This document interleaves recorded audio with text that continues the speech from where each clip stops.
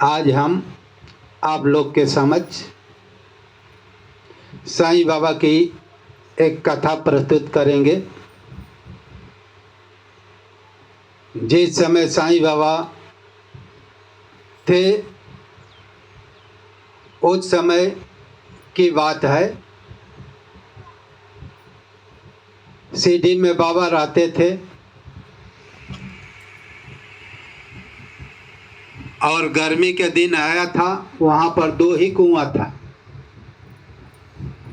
एक कुआं का पानी खारा था और दूसरे का जल अच्छा था, लेकिन पानी कम निकलता था। गर्मी के सीजन में दोनों कुआं सीढ़ी में पर्याप्त जल नहीं दे पाते थे। जल गर्मी के मौसम में खत्म हो गया तो वहां से कुछ दूरी पर रहता एक गांव पड़ता है। वहां से जल लाकर लोग पीते थे। जब सीढ़ी में पानी का समाप्ति हो गया, कुआं सूख गए तो लोग परेशानी में आ गए और परेशानी में आ गए तो लोग अब जाकर राहता से पानी लाते थे। राहता ग्राम से सबको पानी पीने का भी परेशानी बढ़ गया कि भाई हम नहाने धोने से तो काम चलेगा नहीं, कम से कम हम जिएंगे तभी तो, बाद में चलेंगे तो नहाएंगे, पानी पर्याप्त होगा तो। लेकिन जब पानी सीढ़ी ग्राम में नहीं मिला तो लोग राहता से पानी लाने लगे और पीने लगे, खाने पीने लगे। और वो किलोमीटर दूर जाना पड़ता था। तो एक बाईजा माई थी जो बाबा को अपना बाईजा माई बेटा मानती थी, वाकई में बेटा मानती थी। बाबा को सर्वप्रथम बाईजा माई सीढ़ी में जब बाबा आए तो बाईजा माई उनको देखते ही आकर्षित हो गई। ऐसा आकर्षित हुई कि वो मानो उसी का बेटा हो। साईं बाबा को साईं बाबा पेड़ तले नीम तले ध्यान मग्न रहते थे। किसी के द्वार पर खाने पीने के लिए मांगने जाते नहीं थे। इसी तरह से रातों दिन ध्यान में एकांत में विचरण करना, एकांत में रहना और किसी से मिलना जुलना न। सर्वप्रथम बाईजा माई ही उन्हें पहचानी कि ये कोई महान योगी है। ये बाल काल में ही इतनी साधना कड़ी मेहनत कर रहा, न कुछ खाता है न पीता है, ये न यहाँ कोई किसी से जान है न पहचान है, और कितने दिन से है और सदा समाधि में लीन रहता है। ये साधारण पुरुष हो ही नहीं सकता। ऐसे बाईजा माई को लगा कि ये साधारण कोई है नहीं, और बाईजा माई के कोई लड़का था भी नहीं उस समय। तो बाईजा माई उसे बेटा कहकर पुकारती थी और भोजन भी खिलाती थी। और साईं बाबा की कृपा से बाईजा माई को भी बेटा हुआ था। कुछ दिन के बाद बेटा हुआ साईं बाबा की कृपा से। और लोग उन्हें साईं बाबा को साईं नाम से पुकारने लगे। सीढ़ी में जब साईं नाम से पुकारने लगे और बाईजा माई उन्हें बेटा कहकर पुकारती थी। एक दिन ऐसा हुआ कि बाईजा माई का बेटा बीमार पड़ गया और गांव में पानी था ही नहीं। तो बाईजा माई क्या करती है, राहता जाती है पानी लाने के लिए।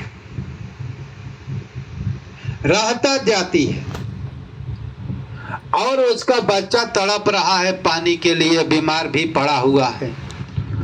और लोग दूर दूर से, वहीं सब जगह पानी सूख गया और लोग राहता जाते थे पानी लाने के लिए। और वहां का भी कुआं सूखने लगा।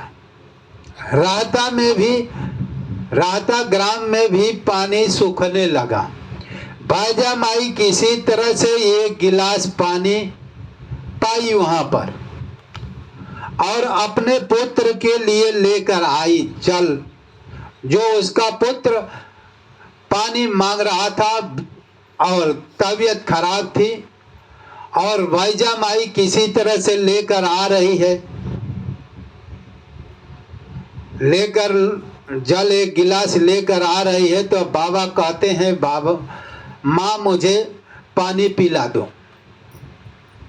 साईं बाबा के समक्ष जब आई तो बाबा कहते हैं, माँ मुझे बहुत प्यास लगी है, बहुत जोर से प्यास लगी है, मुझे पानी पिला दो। बाजा माई कहती है, साईं बेटा तू जानता है कि मेरा बेटा एक बीमार पड़ा हुआ है और पानी बिना तड़प रहा है। तुझसे तो कुछ छिपा नहीं है इस दुनिया में, फिर भी मेरी परीक्षा ले रहा है कि माँ पानी दो। आप जानते हो कि मैं कितने परेशान हूँ, ये गिलास पानी वहां से कितने मेहनत और परिश्रम से लेकर आई हूँ, फिर भी मुझसे कहते हो कि मुझे माँ पानी दे दो। आज तुझसे कुछ छिपा है तो तिरका लग देता है, तो सब कुछ जानता है। मैं ये भी जानता हूँ कि तुझसे कुछ छिपा नहीं है। तो ये भी जानता है कि मेरा बेटा बहुत बीमार है और प्यासा भी है। मैं उसे पिलाऊं कि तुझे पिलाऊं, और तू मांगता है तो बेटा तू भी मेरा है, तो मैं तुझे ही पिला दे रहा हूं। जब बाजा माई ने पानी पिलाया, बाबा को देख रही है कि हमारा बेटा एक घर में बीमार पड़ा हुआ है और परेशानी में है, देख रही है, फिर भी बाबा को वो पानी पिलाती है। तो मेरा परीक्षा लेना चाहता है तो ले लो, मैं तुझे ही पानी पिलाऊं, चाहे हमारा बच्चा जिए या ना जिए। बाजा माई ने पानी पिलाया बाबा को और थोड़ा सा जल मिला बचा उसमें, तो तुलसी के एक पौधे में डाल दिया। वो भी पौधा सूख रहा था और घर पर जाकर आराम करने लगी। सोची कि वे थोड़ा आराम कर कहीं से मैं जल लाऊं।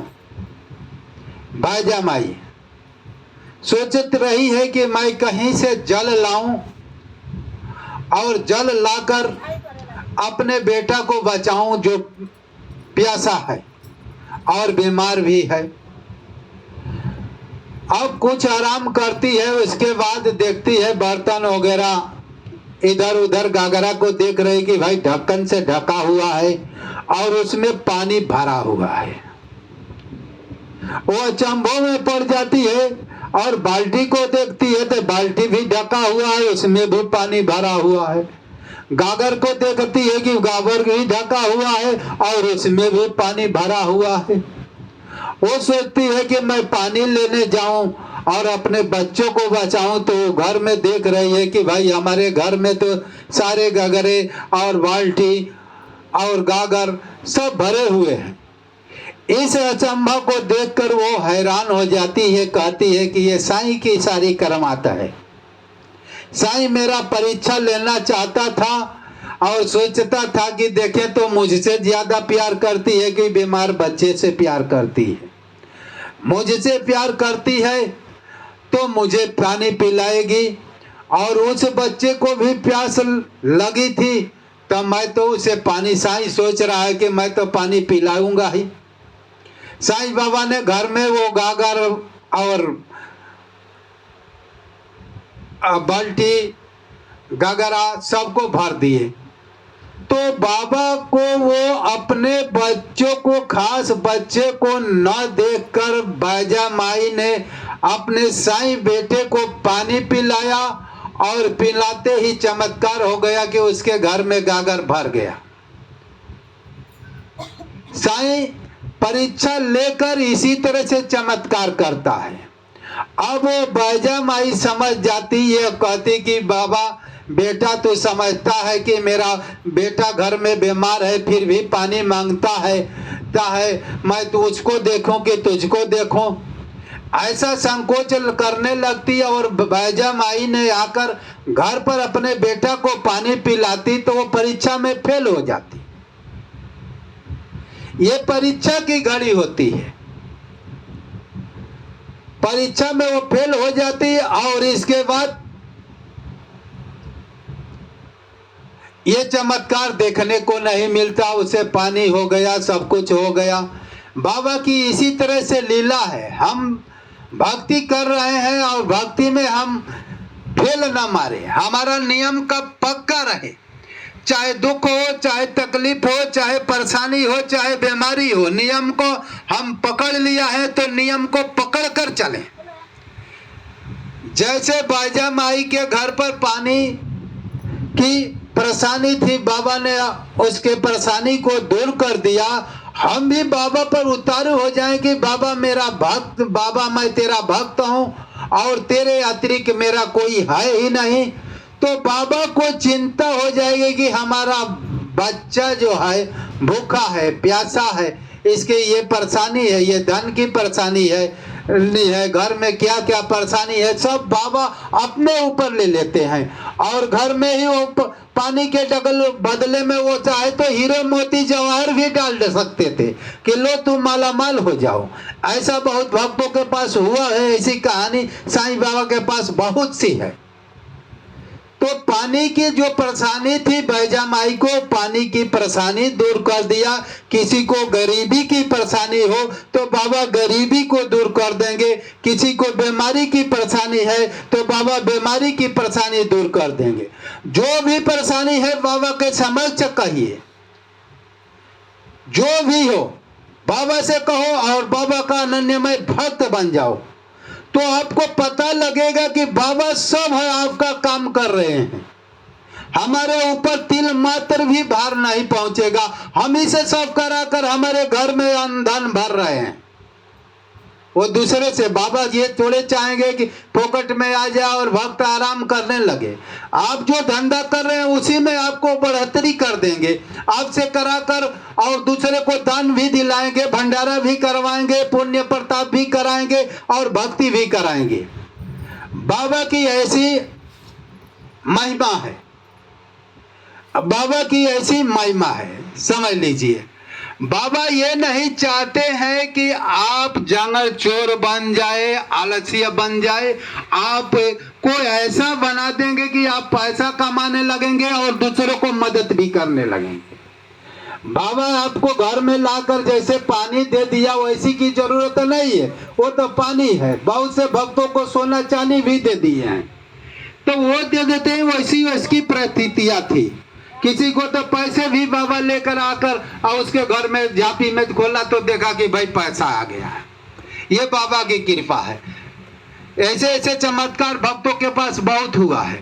तो ऐसी बात नहीं है पैसा दे दिया तो आप आलस बन जाएगा। आपको मांकर आपको ऐसी बुद्धि मति ज्ञान विवेक दे देंगे बाबा की, आप अच्छी प्रकार से कमाने लगेंगे और भक्ति भी करने लगेंगे और साधना भी करने लगेंगे और मोक्ष की भी प्राप्ति करेंगे। जो आत्मा है उस आत्मा के लिए भगवान की भक्ति कर कर परमात्मा को प्राप्त कर सकते हैं। बाबा उस पानी तो एक दिखाए कि मैं पानी तुझे प्यासा हो तो पिला सकता हूं, तुझे कुछ कमी नहीं रखूंगा। लेकिन बात यह है कि भाई हम पानी तक ही सीमित न रह जाए, हमारा प्यास बुझाएंगे, हमारे घर में अन्न धन भी भरेंगे और अन्न धन से विरक्तता भी रखने की ज्ञान देंगे, बुद्धि देंगे कि भाई हमको हमारे घर में धन भरा है, परमात्मा प्राप्ति के लिए क्या करना पड़ता है, घर से विरक्ति होनी चाहिए। हम बहुत ज्ञानी हो, ज्ञान से ऐसा अभिमान न होना चाहिए। बहुत मैं बड़ा भक्त हूँ ऐसा अभिमान, बहुत बड़ा मैं धनवान हूँ ऐसा अभिमान भी नहीं होना चाहिए। बहुत बड़ा हम दानी हूँ ऐसा अभिमान भी नहीं होना। दान दे रहा हूँ लेकिन मैं नहीं कर रहा हूँ, बाबा कर रहे हैं।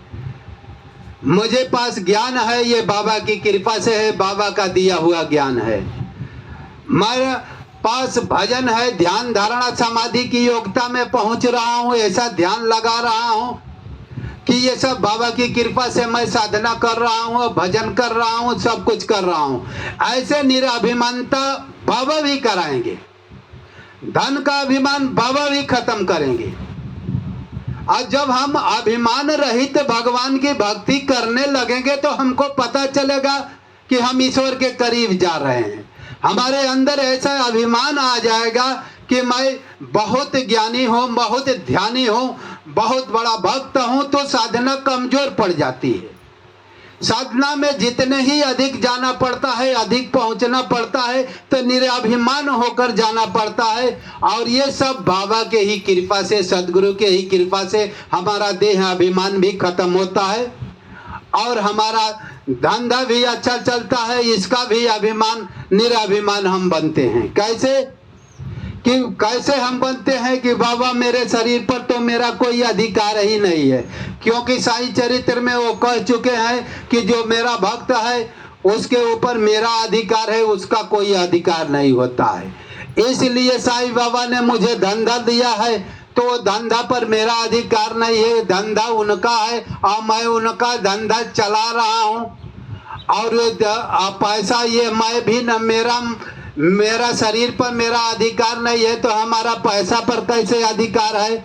ये जेब भी उनका है, ये पैसा भी आ रहा है उनकी कृपा से, और ये बीवी बच्चे जो है उन्हीं का है, मेरा नहीं है। शादी विवाह वो जो भी कराना है बाबा कराएंगे और बाबा करेंगे।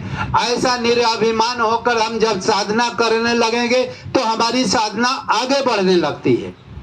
साधना कैसे आगे बढ़ेगी? हम थोड़ा सा, हमको भक्ति आने लगती है, थोड़ा सा ज्ञान आने लगता है, तो हम अपने को ज्ञानी बनने लगते हैं, तो साधना वहीं पर कट हो जाती है। जब अहंकार आ जाएगा तो साधना कमजोर पड़ जाती है। जब ज्ञान का अहंकार आ जाएगा तो साधना कमजोर पड़ जाएगा। जब ध्यान का अहंकार आ जाएगा कि मैं तो ईश्वरीय तत्वों में एकत्व भाव प्राप्त कर चुका था, ऐसा परमानंद का अनुभव हो रहा था कि उस अनुभव का वर्णन इस मुख से नहीं कर सकता, बुद्धि भी व्याख्यान नहीं कर सकती, ऐसा मुझे अनुभव हो रहा था उस परम तत्व परमात्मा का अनुभव। और इस पर अहंकार आ जाए कि मैं तो परमात्मा को छू रहा था, परमात्मा का ध्यान कर रहा था, परमात्मा में लीन हो रहा था, ये भी अहंकार हमको आ जाए तो परमात्मा तत्व से वंचित रह जाएंगे। क्योंकि अहंकार भी, जहां हम है वहां ब्रह्म नहीं। जहां हमारे अंदर ज्ञान का अहंकार आ जाएगा, ध्यान का अहंकार हो जाएगा, वहां ब्रह्म नहीं रहेगा। तुलसीदास जी रामायण में कह चुके हैं। तो हम आ गया भक्ति में तो हम परमात्मा तक नहीं पहुंच पाएंगे। जो भी ध्यान कर रहे हैं अप्रकृत आधार पर आ जाएंगे। चेतन अमर आधार से नीचे प्रकृत आधार पर हमारी चेतना आ जाती है। इसलिए हमको हमेशा निराभिमान होकर, धंधा किया हूं मेरा नहीं है, बाबा का है, मैं तो बाबा का सेवक हूं, धंधा दिया है बाबा ने और इस धंधे को बाबा ने ही कृपा कर मुझसे चलवा रहा है और वही ग्राहक बन कर आ रहा है, वही दे रहा है, वही ले रहा है। ऐसे भाव से निराभिमान होकर हम भजन करेंगे तो इस संसार सागर से पार हो सकते हैं, नहीं तो नहीं हो सकते हैं। तो हम इस प्रकार से हम बाबा की भक्ति करें तो हम आगे बढ़ेंगे। नहीं करेंगे तो समझ लीजिए कि भाई हम गधइये गोल में पढ़ते रह जाएंगे और जिंदगी भर दिए हुए के दिए हुए। आदमी कहता है कि भाई दिए हुए के दिए हुए जितना कमाए उतना खाया, ऐसा ही भाव रहेगा। बाबा का नियम पूर्वक हम साधना करें। जो 5 मिनट 10 मिनट 20 मिनट आधा घंटा जो 1 घंटा जो नियम रखा है, जैसे जिसको नियम मैं दिया हूं, आरती पूजा वंदना का ध्यान करने की विधि बताया हूं, उस तरह से जो चलेगा और पक्का गारंटी के साथ नियम के साथ पकड़ा रहेगा बाबा को, तो बाबा एक दिन न एक दिन उसे आगे भक्ति में भी बढ़ाएंगे और घर में धन धान्य बढ़कर परम तत्व परमात्मा की प्राप्ति कराकर जीवन बंधन से छुटकारा दिला देंगे। बोलिए सदगुरु साईनाथ महाराज जय की जय।